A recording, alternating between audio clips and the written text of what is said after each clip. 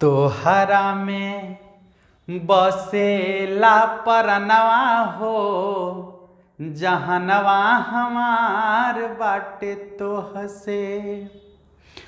पूजे दतुआ पानी चरणवा हो, पूजे दतुआ पानी चरणवा हो, जहनवा हमार बाटे तोह से। तोहरे में बसेला परनवा हो, जहनवा हमार बाटे तोह से। जय हिंद साथियों, स्वागत है आप सभी का आपके अपने परिवार मैथ्स गुरु मनीष में। दोस्तों मैं हूं एमके एक्सपर्ट और ये जो दो लाइन है आप ही लोग के लिए, आप ही लोगों से हमारा जहान है, ठीक ना। हाँ चलिए, तो ऐसे ही प्यार बनाए रखे सभी लोग। और आज हम लोग पढ़ने वाले हैं डिटर्मिनेंट यानी सारणिक, और सारणिक का ऑब्जेक्टिव लोड हो गया है, बुझे। सब्जेक्टिव में था आप लोग भागते हैं, इन्हें आओ, इन्हें कान पकड़ लेंगे, समझ जाओ कहाँ भाग रहा है बीच में छोड़ के। सब्जेक्टिव ना पढ़ना है, आए सब्जेक्टिव का टाइम ड्यूरेशन दिखाएं, कितना आप लोग देखते हैं। आधे आधे देख के पूछ जाता कैसे समझ लेता, आधे आधे देख के। आधा वीडियो देखने से पूरा सवाल समझ में आ जाता है। आए पूरा वीडियो देखेगा तभी ना समझ में आएगा कि।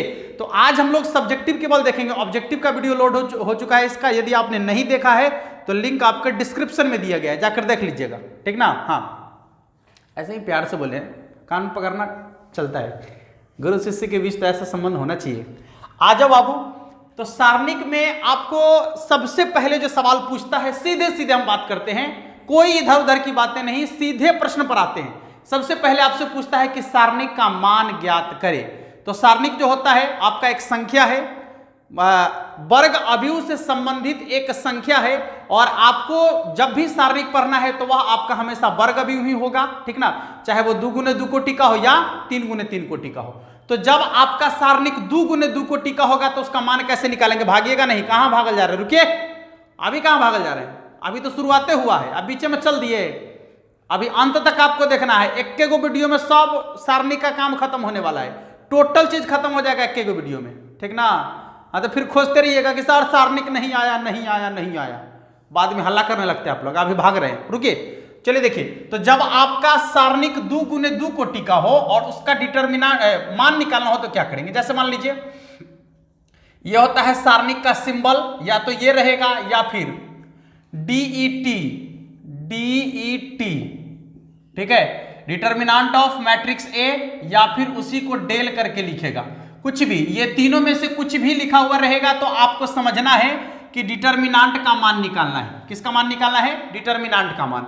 यदि आपको ऐसा लिखा हुआ रहेगा तो समझ जाना है कि डिटर्मिनेंट निकालना है। DET लिखा हुआ रहेगा तो डिटर्मिनेंट निकालना है, डेल लिखा हुआ रहेगा तो भी आपको समझ जाना है कि क्या निकालना है, डिटर्मिनेंट निकालना है। अब डिटर्मिनेंट निकालना कैसे है, आइए पॉइंट पर चलते हैं, देखिएगा।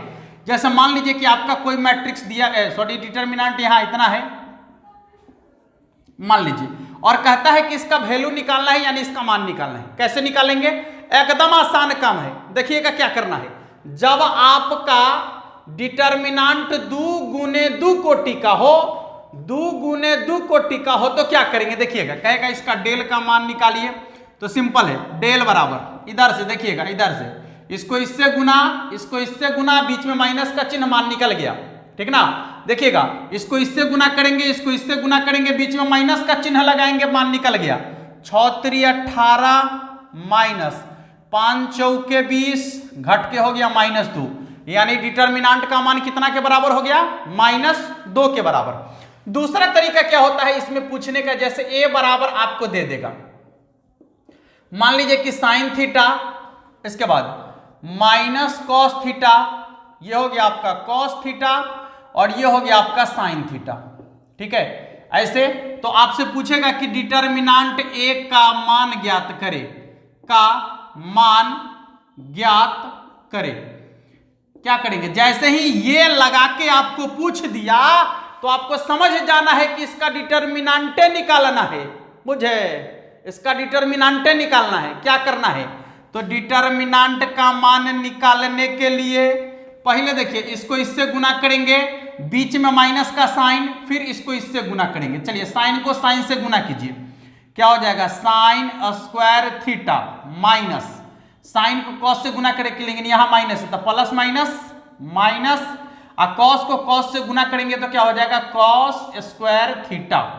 तो ये हो गया आपका साइन स्क्वायर थीटा और minus minus plus cos square theta.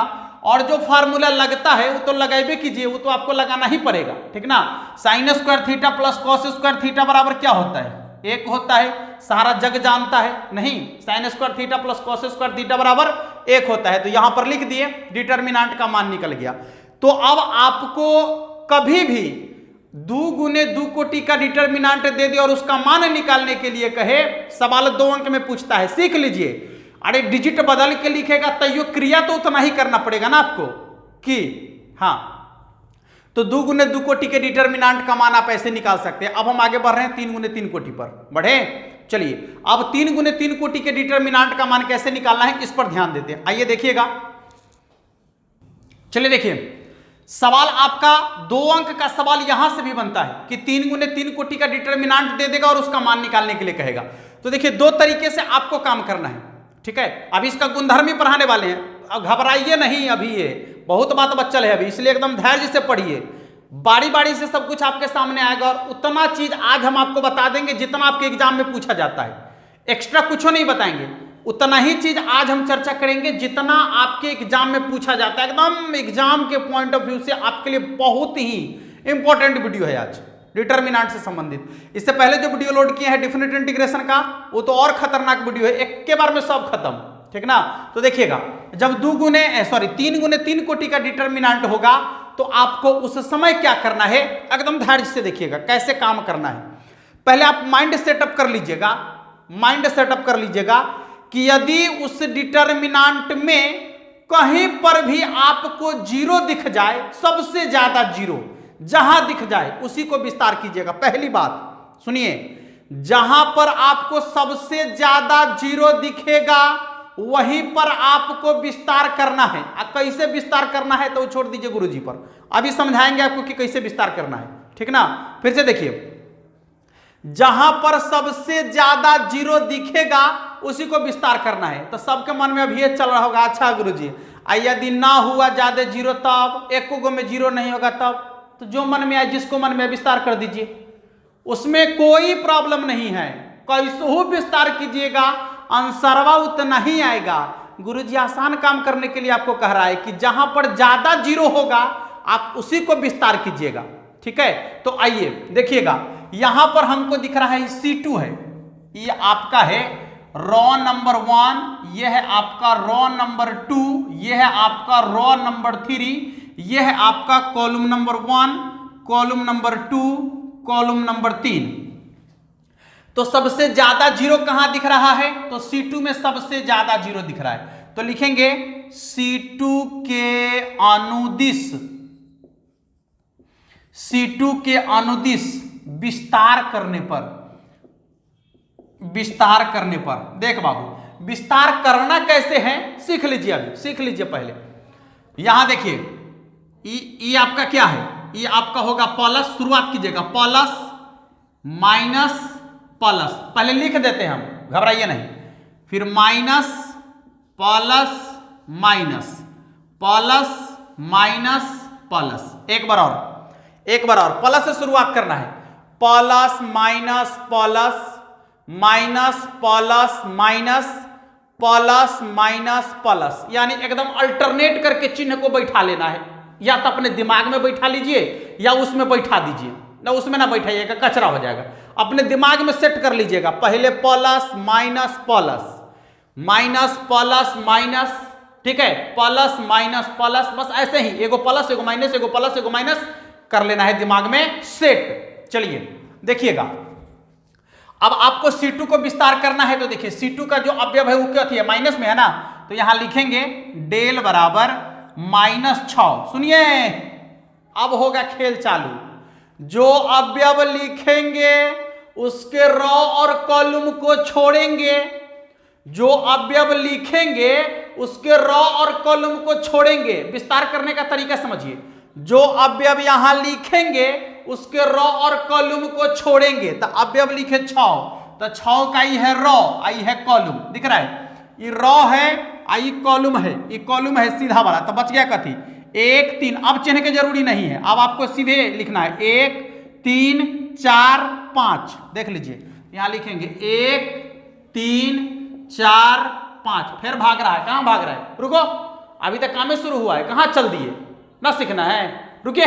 देखिए इसके बाद अब तो जीरो वाला है, अब आप जीरो वाला को विस्तार नहीं कीजिएगा, काहे नहीं कीजिएगा, क्योंकि जीरो से गुना करने पर सब भी जीरो हो जाएगा, इसलिए जीरो वाला को छोड़ दीजिएगा, बुझा रहा है, जीरो वाला को विस्तार नहीं कीजिएगा। चलिए तो C1 में 1 गो अवयव था, बाकी 2 गो जीरो था, तो छोड़ दीजिए, ठीक ना। यदि अवयव होता तो फिर वैसे ही करते। अब अगला क्वेश्चन में करने वाले हैं, देख लीजिए, तो इसका आंसर सीधे निकल के आएगा -6 ज्यों कहते हो, क्रिया कीजिए, ये तो 2 गुने 2 को टिका था पहले जैसा, 5 1 5 और -4 3 12, तो हो जाएगा आपका 5 -4 3 12। अब 12 में से 5 घट गया तो -7, यानी 6 गुने -7, माइनस माइनस प्लस 7 छक 42, इसका मान 42 के बराबर। किसी को दिक्कत नहीं ना, एकदम 5 ग्राम दिक्कत नहीं होना चाहिए, ठीक ना, एकदम क्लियर, नीट एंड क्लीन, बुझे। आइए अगला देखते हैं, यदि मान लीजिए कि जीरो वाला नहीं आए, अब आपके दिमाग में चल रहा होगा कि गुरुजी यदि जीरो वाला नहीं आएंगे तो क्या करेंगे, तो हम कहेंगे चला डांस करना, ठीक ना। देखिए 2 3 5 1 2 1 -1 1 1, ठीक है, -1 1 और यहां 3, कुछ भी ऐसा मान लीजिए कि ऐसा मैट्रिक्स के रूप में रहेगा, ठीक है। तो आपको कहेगा कि डिटर्मिनांट ए का मान ज्ञात करें, भागिएगा नहीं, तनिया को एकदम चुप साइलेंट होके देखते रहिए, चुप साइलेंट होके, बुझे, एकदम चुप साइलेंट होकर देखते रहिए, इधर उधर कुछ नहीं। मम्मी बुला रही है, ना जाइए, कहे कि बाद में आएंगे, कह दीजिए कि बाद में आएंगे। हाँ देखिए, तो डिटर्मिनेंट का मान कैसे निकालेंगे, अब तो इसमें जो है सब में अंक है, तब क्या करेंगे, ठीक ना। इस कंडीशन में जो है आपको जिकरा मन में आए, आपके मन में जो आ जाए, R1 को, R2 को, R3 को, C1 को, C2 को, C3 को, जकरा मन में आए विस्तार कर दो, चला जकरा मन में आए ओकरे विस्तार कर दो, आंसर उतना ही आएगा, गलती ना होगा। जकरा मन में आए विस्तार करो, किसको विस्तार करे बोलो, R1 को, R2 को, R3 को, C1 को, C2 को, C3 को। कहा ना कि गुरुजी जकरा मन में आए विस्तार कीजिए ना, आपकी मर्जी। चलिए देखिए, हम मन करता है ना कि R1 को विस्तार करें, R1 के अनुदिश विस्तार करने पर देख, तो जब R1 के अनुदिश विस्तार करेंगे तब माइंड में क्या बोले हैं, पहले चिन्ह बैठा लीजिए, प्लस माइनस प्लस, ठीक है। देखिए तो लिखेंगे डिटर्मिनेंट A बराबर, पहले अंक 2 है ना, प्लस में है तो प्लस ना लिखिए। अब देखिए जो लिखे हैं उसके रो और कॉलम को छोड़ेंगे, तो ये इसका कॉलम छूटेगा और ये इसका रो छूटेगा, ठीक से देखना, आंख चियार चियार कर देखो सब, ठीक से देखिए, ये कॉलम छूटेगा और इसका रो छूटेगा, तो बच गया कथी 2 1 और 1 3, 2 1 1 3। चलिए आइए दूसरा माइनस के साथ है तो -3, इसके बाद इसका ये आपका कॉलम छूटेगा, ये रो छूटेगा, तो बच गया 1 1 -1 3, 1 1 -1 3, ठीक है। इसके बाद तीसरा यानी +5, देखिएगा तो इसका कॉलम छूटेगा, ये रो छूटेगा, ये रो छूटेगा, ये कॉलम छूटेगा, तो 1 2 -1 1, 1 2 -1 1। क्लियर, इतना काम कर लिया, चला सबको इतना काम करना है। और इसके बाद क्या होगा, तो असली काम अब होगा, देखिए क्या होगा, 2 × गुना कीजिए, 3 दूनी 6 और माइनस, 1 को 1 से गुना करेंगे तो 1, फिर माइनस का चिन्ह, देखिएगा ये ज्यों का त्यों लिखना है, घबराना नहीं है। 3 को 1 से गुना करेंगे 3 और -1 और +1 को गुना करेंगे तो -1 होगा, एगो माइनस यहाँ है तो +1 कर दीजिए, ठीक है। +5, देखिए 1 को 1 से गुना करेंगे 1 और माइनस, फिर -1 को 2 से गुना करेंगे तो -2 हो जाएगा, -1 यहाँ है तो +2, ठीक ना। हाँ 2 इंटू 6 में से 1 घट गया तो 5 और माइनस 3 इंटू 3 1 4 और प्लस 5 इंटू 2 1 3। देखिए 5 दूना 10 माइनस 4 तिहाई 12 और प्लस 5 तिहाई 15। देखिए 15 10 25, 15 10 25 और 25 में से 12 घट गया तो 13, 25 में से 12 घट गया तो 13, 25 में से 12 घट गया तो 13। इसका मान कितना के बराबर होगा? 13 के बराबर। बुझाया? अभी औरो काम है, रुको अभी औरो काम है, इतना नोट कर लो जल्दी से, आगे का क्रिया अब बताते हैं। चलिए देखिए अब जो आपका टाइप 2 है उसमें किस तरीके का सवाल पूछा जाता है। एकदम सीधे सवाल पर अटैक, इधर उधर की कोई बातें नहीं, सीधे सवाल पर अटैक। सवाल आपका यह होता है कि आपको इस तरीके से मैट्रिक्स के रूप में सवाल दिया हुआ रहता है, ए बराबर कुछ भी ऐसा 2 गुने 2 कोटि का हो सकता है या 3 गुने 3 कोटि का हो सकता है, कोई दिक्कत नहीं है। ठीक है, यहां पर 2 गुने 2 कोटि का हो सकता है या 3 गुने 3 कोटि का हो सकता है, तो घबराने की जरूरत नहीं है। चलिए देखिएगा, तो अब आपको क्या कहता है कि ये जो आपका मान दिया गया है तो डिटर्मिनांट 2a और 8 डिटर्मिनांट a का मान ज्ञात करें। दोनों का मतलब पहले समझ लीजिए। इसका मतलब यह हुआ, ये देखिए होल डिटर्मिनांट है, इसका मतलब यह हुआ कि 2 से पहले a में गुना कीजिए। ये कह रहा है कि रे सुनो ना, ये जो लिख दिया इसको समझो पहले। कैसे? कहता है कि 2 से पहले हमरा में गुना कर दो, जितना अवयव है सब में गुना कर दो, क्योंकि अवयव के प्रत्येक अवयव में आप जितना से गुना करते हैं तो सब में गुना करना पड़ता है। ठीक ना, तो कहता है कि 2 से पहले सब अवयव में गुना कर दो और जितना आएगा ना उसका मान निकाल लेना, यानी उसका डिटर्मिनांट निकाल लेना, तो हमारा बराबर हो जाएगा। ये कह रहा है। ठीक है, ये क्या कहता है? कहता है ना, ये कहता है कि पहले डिटर्मिनांट का मान निकालो। देखिए पहले डिटर्मिनांट का मान निकालो और जितना आएगा ना डिटर्मिनांट का मान ओकरा में 8 से गुना करना तो हमारा मान निकलेगा। दोनों अलग अलग बात हुआ ना, इसको समझना है आपको। कि कहता है कि पहले 2 से हमरा में गुना करो, अवयव में गुना करो, तो अवयव में जब भी गुना करते हैं तो उसके प्रत्येक अवयव में गुना कर देते हैं, भाग करते हैं तो प्रत्येक अवयव में भाग कर देते हैं, तो ये वह कह रहा है। और उसके बाद कहता है कि जब 2 से सब में गुना कर देगा ना तो जितना अवयव होगा उसका मान निकालो तो हमारा मान आएगा। ये कह रहा है। वो क्या कह रहा है कि पहले डिटर्मिनांटे का मान निकाल दो और जितना आएगा उसको 8 से गुना करेगा ना तब हमारा मान निकले। दोनों अलग अलग है। क्लियर हो गया आपका? चलिए तो सबसे पहले 2a कैसे निकालेंगे, यानी 2a, 2 से आपको a का मान यानी 2 से गुना कर लेना है। कितना हो जाएगा? 10 8 4 12 6 8 10 8 4 यही होगा। अब इसका डिटर्मिनांट आपको निकालना है, तो देखिए 2a का डिटर्मिनांट, 2a का डिटर्मिनांट यानी इसका डिटर्मिनांट निकाल के आंसर कमेंट बॉक्स में फटाफट लिखिएगा। फटाफट आंसर कमेंट बॉक्स में सभी लोग लिख दीजिएगा, इसका लिख दीजिएगा ना, पक्का लिख दीजिएगा आप लोग, विश्वास है। और ये क्या कहता है कि पहले डिटर्मिनांट का मान निकालिए, तो पहले डिटर्मिनांट का मान निकालिए। चलिए हम किसको विस्तार कर लेते हैं, यहां से R1 को ही विस्तार कर देते हैं फिर से, या बार बार R1 को क्यों, अब की बार C1 के अनुदिश विस्तार कर लेते हैं। C1 के अनुदिश विस्तार करने पर ठीक है। तो जब C1 के अनुदिश विस्तार करेंगे तो क्या होगा, देखिएगा इधर, C1 के अनुदिश विस्तार करेंगे तो आपका हो जाएगा ये प्लस माइनस प्लस। चलिए +5 जो अवयव लिखेंगे उसके रॉ और कॉलम को छोड़ देंगे, तो 3 4 4 2, 3 4 4 2।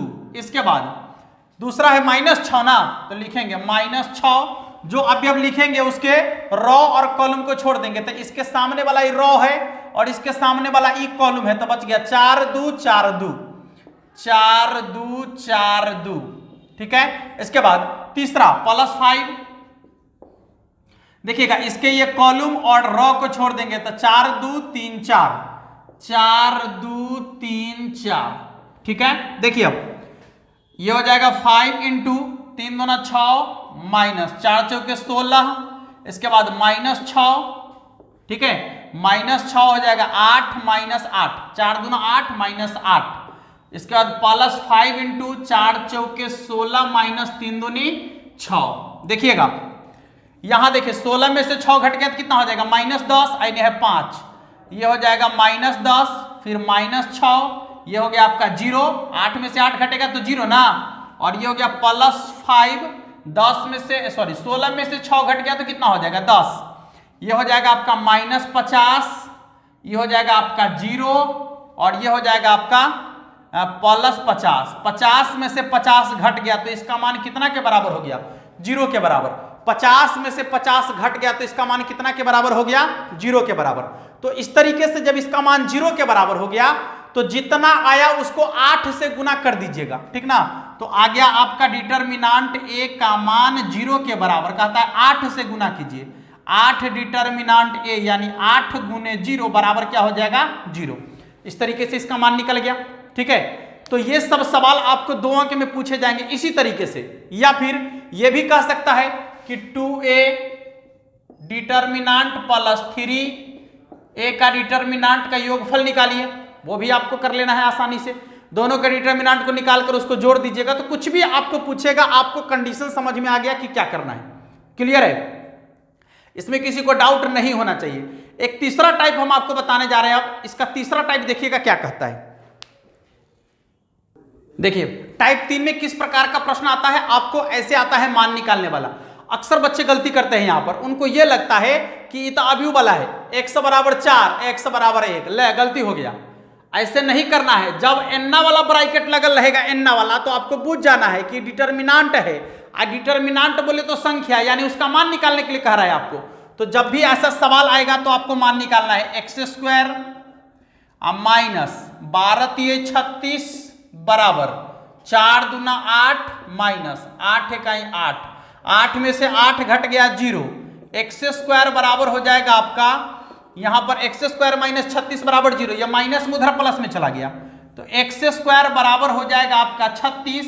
यहां देखिएगा स्क्वायर हटेगा रूट जाएगा, तो क्या हो गया x बराबर ±√36, इसलिए x बराबर हो जाएगा ±6, ठीक ना। तो जब इस तरीके का सवाल आएगा तो आपको ऐसे बनाना है उस समय, ठीक है, इस तरीके से बनाना है। गलती से भी आप x = 4 और x यहां पर x = 2 यह सब तुलना ना कीजिएगा।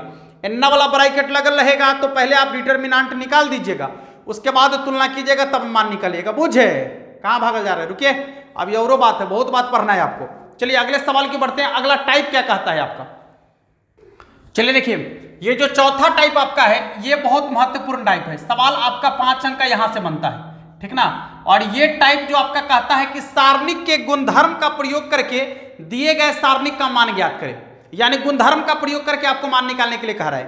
तो वहां पर आपको क्या करना होगा, इसका गुणधर्म हम पहले भी इसकी चर्चा कर दिए हैं, एक बार अभी हम आपको बोलकर बताते हैं इसके गुणधर्म के बारे में। सबसे पहला गुणधर्म इसका सुनिएगा, केवल सुनकर याद करना है, लिखने का टाइम नहीं है मेरे पास क्योंकि वीडियो बड़ा हो जाएगा।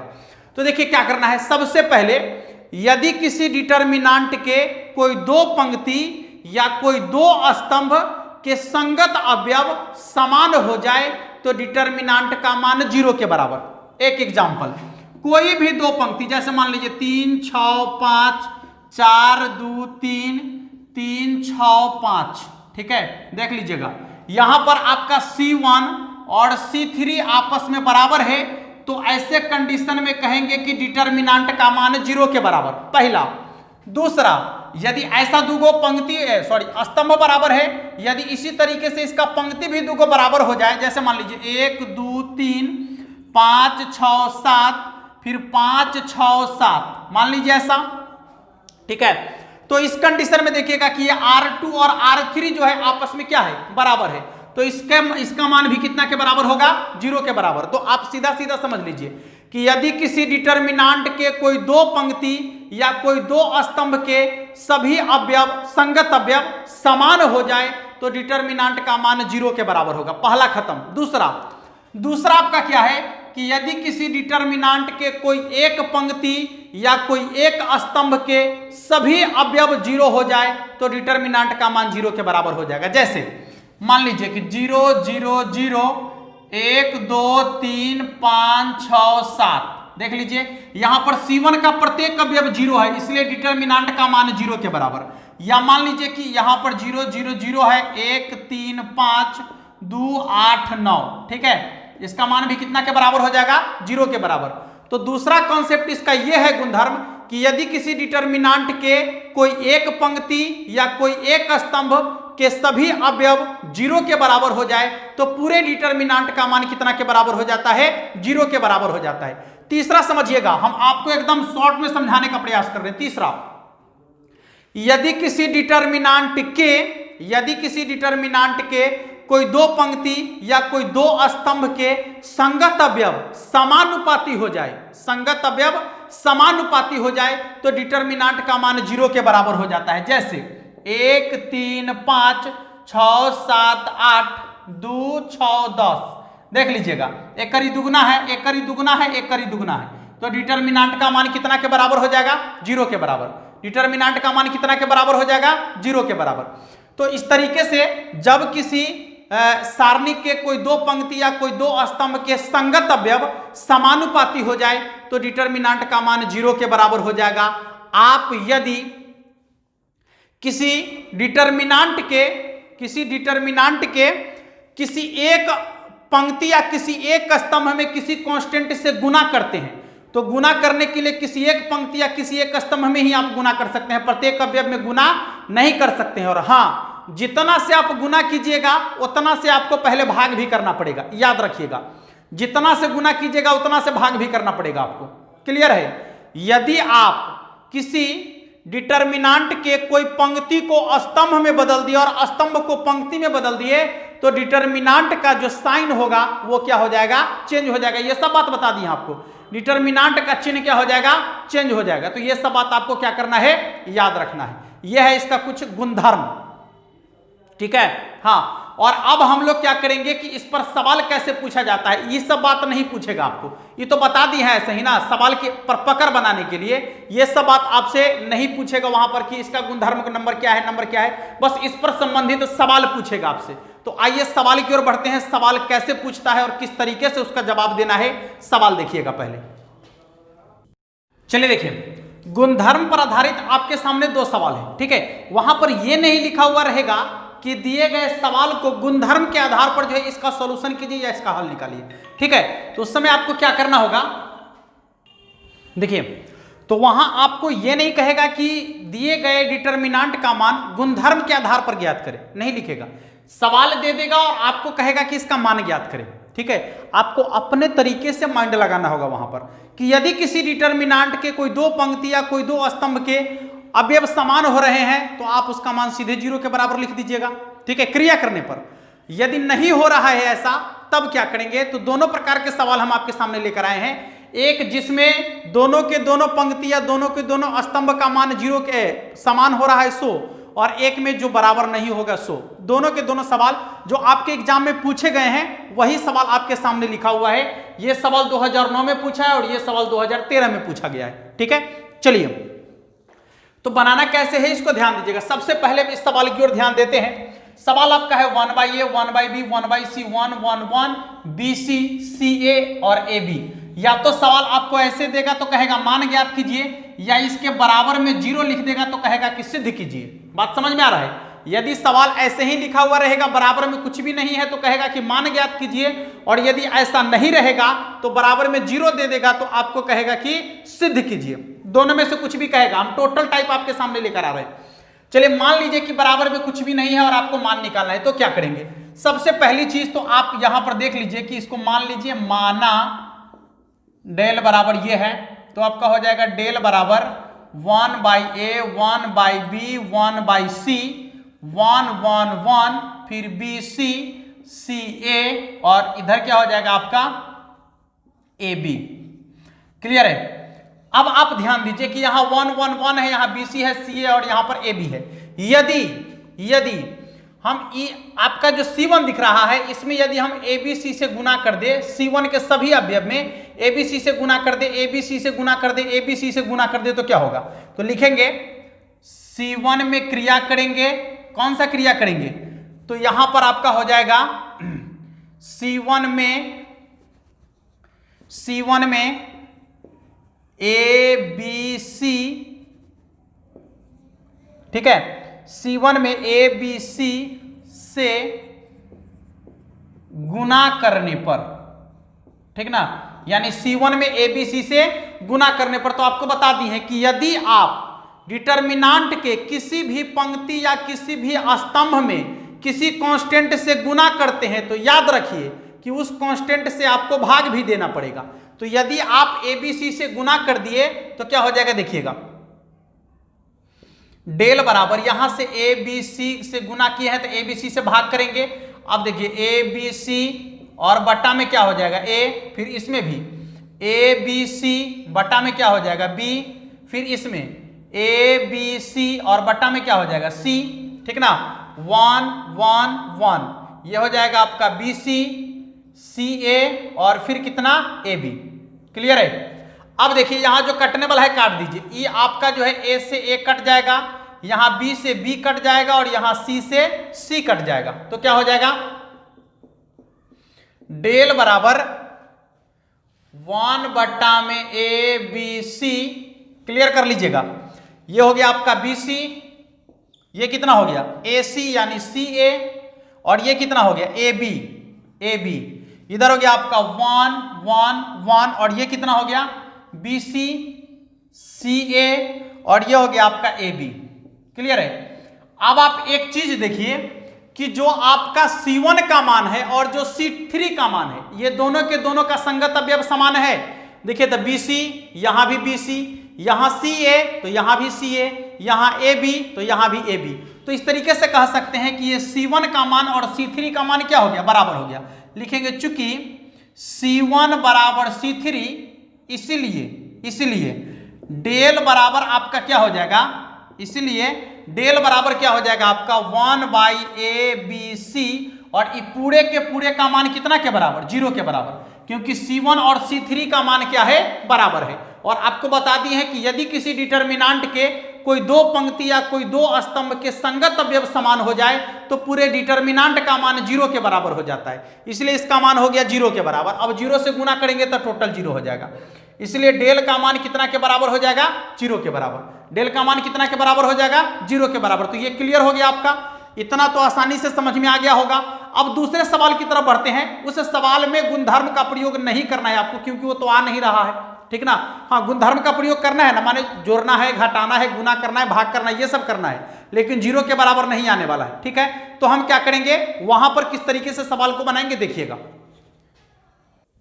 चलिए देखिए, अब इस सवाल को कैसे बनाएंगे। सवाल आपका कहता है कि x plus y 2x 2x 2x x plus y 2x 2x 2x और x प्लस वाई, कहता है इतना का मान जो है आपको लाना है 5x plus y into y minus x के होल स्क्वायर के बराबर। तो आपको क्या करना होगा इसके लिए, सबसे पहले लाना क्या है इस पर आपको ध्यान देने की जरूरत है कि हमको क्या लाना है। तो क्या कह रहा है 5x प्लस वाई। अब देखिए यहां पर ऐसा क्रिया कुछ कर सकते हैं हम, तो निश्चित रूप से कर सकते हैं। 2 को x यहां है और 2 को x यहां है तो 4 को x, 1 को x यहां है तो 5 को x। यानी यदि हम C1 C2 और C3 को आपस में जोड़ देंगे तो ये वाला आ रहा है, तो जोड़ दीजिए, एकदम जोड़ दीजिए। लिखेंगे C1 में क्रिया करेंगे C1 plus C2 plus C3, देखिएगा कितना हो जाएगा 2x 2x 4x 1x 5x 5x plus y, यहां भी 2x 2 1 3 2 5, यानी हो जाएगा 5x प्लस y, यहाँ 2 2 4 1 5, तो हो जाएगा 5x प्लस y। क्लियर है। इसके बाद जो है उसको जो कहते हैं 2x x plus y 2x 2x 2x x plus y, ठीक ना। अब आप एक चीज देखिए कि यहां जो C1 में आपको 5x plus y 5x plus y 5x plus y दिख रहा है, आप चाहेंगे तो इस 5x प्लस वाई को कॉमन ले सकते हैं ना। तो लिखेंगे C1 से 5x प्लस वाई कॉमन लेने पर, ठीक है, कॉमन लेने पर। तो जब 5x प्लस वाई कॉमन लेंगे तो क्या होगा 5x प्लस वाई बाहर आ गया, यहां बचेगा 1 1 1 1 1 1, यहां कितना हो गया 2x x plus y 2x, फिर हो जाएगा 2x 2x और x प्लस वाई, ठीक है। अब समझिए जब 5x प्लस वाई बाहर आ गया इसमें से, देखिएगा तो अब आपको क्या करना है ऐसे कंडीशन में कि कोई दूगो को जीरो कर लेना है। देखिए दूगो को जीरो कर लीजिए, उसके बाद विस्तार कर लीजिए। बात को समझिएगा, जितना हम कह रहे हैं उतना ही काम कीजिएगा, ना तो एग्जाम में जाके हड़बड़ा के लीजिएगा और सवाल को गलती बना दीजिएगा। नहीं करना है, हम जितना कह रहे हैं उतना सुनिए ठीक से। पहले यहां पर यदि आप देखते हैं दूगो को जीरो करने का प्रयास करते हैं, आसानी से कर सकते हैं। यदि आप R1 में से R3 को घटा लेते हैं तो एक में से घट गया जीरो, एक यहां 2x में से 2x घट गया तो जीरो, ठीक ना। माने कोई दूगो को जीरो कर लीजिए, उसके बाद विस्तार कर दीजिए, उसके बाद कुछ करने की जरूरत नहीं आपको, ठीक है। आपको इतना माइंड में एकदम सेट कर लेना है कि कोई दूगो को जीरो कर देना है, उसके बाद उसको विस्तार कर देना है, दूगो को जीरो करके विस्तार कर देना है और कुछ नहीं सोचना है, ठीक है। चलिए देखिए, और जो आने वाला होगा अपने आप आ जाएगा, आपको लाने की जरूरत भी नहीं होगी। उसके बाद क्रिया कर रहे हैं R1 में, कौन सा क्रिया, R1 में से R3 घटा रहे हैं, यानी R1 माइनस R3, तो हो जाएगा आपका 5x प्लस y ज्यों का त्यों। क्रिया देखिए, R1 में से R3 घट रहा है तो 1 माइनस 1, यहां 2x minus 2x, 2x minus 2x, और यहां 2x में से x प्लस y घटेगा तो 2x minus x plus y, ठीक है। बाकी सब ज्यों का त्यों, 1x प्लस y, 2x, इसके बाद 1, 2x और x प्लस y, ठीक है। देखिएगा 5x प्लस y 0 0, यहां देखिए 2x minus x minus y, minus से गुना करेंगे माइनस x माइनस y, इसके बाद 1 x plus y, 2x 1 2x x plus y, ठीक है। इसके बाद क्या करना है 5x प्लस y, और इसके बाद हो जाएगा आपका, देखिएगा 0 0, और 2x में से x घट गया तो x माइनस y, यही ना होगा, 2x में से x घट गया तो x minus y, 1 x plus y, और यह हो जाएगा आपका 2x, फिर 1 2x और x प्लस y। अब आपको क्या करना है, तो यहां पर R1 को विस्तार कर लेना है। क्या करना है, R1 को विस्तार कर लेना है, क्योंकि R1 में ही सबसे ज्यादा जीरो आपको दिख रहा है। R1 में दूगो जीरो दिख रहा है ना, तो जहां पर सबसे ज्यादा जीरो होगा उसी को विस्तार कर लेंगे। देखिए इधर लिख रहे हैं, आप लोग घबराइएगा नहीं कि कहने कहने लिखे हैं, कोई दिक्कत नहीं है। लिखेंगे R1 के अनुदिश, R1 के अनुदिश विस्तार करने पर, विस्तार करने पर, ठीक है। तो जब R1 के अनुदिश विस्तार करेंगे तो क्या हो जाएगा 5x प्लस y तो ज्यों का त्यों रहेगा, ठीक ना, इसमें कोई बदलाव नहीं। देखिए यहां पर प्लस माइनस प्लस, तो ये हो जाएगा आपका x प्लस y, ठीक है, x माइनस y है, x माइनस y। अब क्या करना है आपको, तो जो अवयव लिखे हैं उसके रॉ और कॉलम को छोड़ देंगे, तो 1x प्लस y और 1 2x। देखिएगा 1x प्लस y 1 2x। आपको सोचना भी नहीं है कि हमको क्या लाना है, ठीक है, वही आ जाएगा जो आपको लाने के लिए कह रहा है। ये हो जाएगा 5x plus y x minus y, यहां क्रिया करेंगे तो कितना हो जाएगा, देखिएगा तो 2x को 1 से गुना करेंगे 2x माइनस कितना हो जाएगा x प्लस y,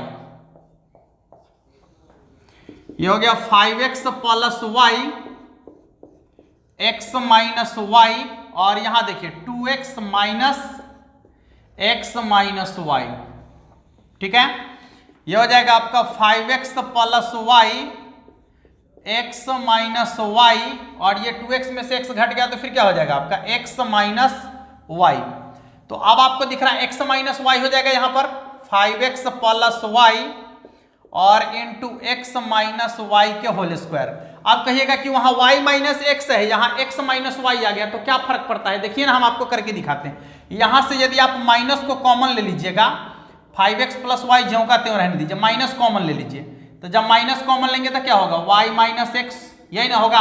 अब माइनस के पावर में जब 2 लिखेंगे तो माइनस के पावर 2 यानी प्लस हो जाएगा ना, तो ये हो जाएगा आपका 5x plus y into y minus x के होल स्क्वायर। जो आपको लाना था आसानी से आ गया। तो ध्यान दीजिएगा कि सवाल जब आपका पूछेगा तो उसमें यह नहीं कहेगा कि गुणधर्म का प्रयोग करना है, आपको अपना माइंड लगाना है। वहां पर करना क्या है, तो सवाल के टाइप को देखना है और टाइप देखकर आपको अंदाजा लगाना है कि क्या करना है हमें। यदि वहां पर कोई दो पंक्ति या कोई दो स्तंभ का मान समान हो रहा है तो वो कर देंगे, उसका डिटर्मिनेंट का मान 0 के बराबर हो जाएगा। यदि ऐसा नहीं हो रहा है तो हमेशा कोई दूगो को 0 के बराबर करने का प्रयास करना है, ठीक है। और जब 0 के बराबर हो जाएगा तो उसी पंक्ति को या उसी स्तंभ को विस्तार कर देंगे, तो जो आपको निकालने के लिए कह रहा है, जो सिद्ध करने के लिए कह रहा है, वह मान आपका निकल कर आ जाएगा।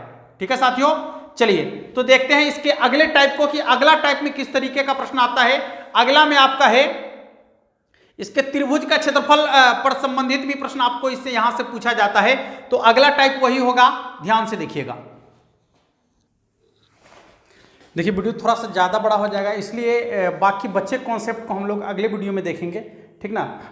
2 वीडियो इसका ले लेते हैं और 1 वीडियो क्वेश्चन का हो जाएगा, तो आसानी से पूरा का पूरा आपका खत्म हो जाएगा। इसके बाद वेक्टर है और एक दिन हम आप लोग को ग्राफ भी बता देंगे और एक दिन का क्लास बच जाएगा आपका LPP का, ठीक है, और एक दिन प्रायिकता, यानी कुल मिलाकर आपका समय पर पूरा का पूरा सिलेबस कंप्लीट हो जाएगा। तो हम लोग मिलेंगे फिर अगले वीडियो में, तब तक के लिए जय हिंद।